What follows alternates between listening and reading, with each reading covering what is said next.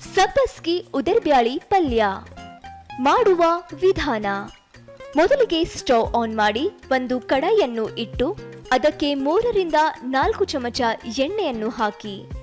ಎಣ್ಣೆ ಕಾದ ನಂತರ ಅದಕ್ಕೆ ಸಾಸುವೆ, ಜೀರಿಗೆ, ಕರಿಬೇವು, ಹಸಿಮೆಣಸಿನಕಾಯಿ, ಬೆಳ್ಳುಳ್ಳಿ, ಹೆಚ್ಚಿದ ಈರುಳ್ಳಿ, ಸ್ವಲ್ಪ ಅರಿಶಿಣ ಹಾಕಿ ಕಲಿಸಿಕೊಳ್ಳಿ. ಈರುಳ್ಳಿ ಕಂದು ಬಣ್ಣಕ್ಕೆ ತಿರುಗಿದ ನಂತರ ಸಣ್ಣಗೆ ಹೆಚ್ಚಿದ ಸಬ್ಬಸ್ಗಿ ಸೊಪ್ಪು ಹಾಕಿ 2ರಿಂದ 3 ನಿಮಿಷ ಹಸಿ ವಾಸನೆ ಹೋಗೋವರೆಗೂ ಬಾಡಿಸಿಕೊಳ್ಳಿ. ನಂತರ ಇದಕ್ಕೆ ನೆನೆಸಿದ ಹೆಸರುಬೇಳೆ ಕಲಿಸಿಕೊಳ್ಳಿ. ರುಚಿಗೆ ತಕ್ಕಷ್ಟು ಉಪ್ಪು ಹಾಕಿ ಮುಚ್ಚಳವನ್ನು ಮುಚ್ಚಿ 2ರಿಂದ 3 ನಿಮಿಷ ಬೇಯಿಸಿಕೊಳ್ಳಿ.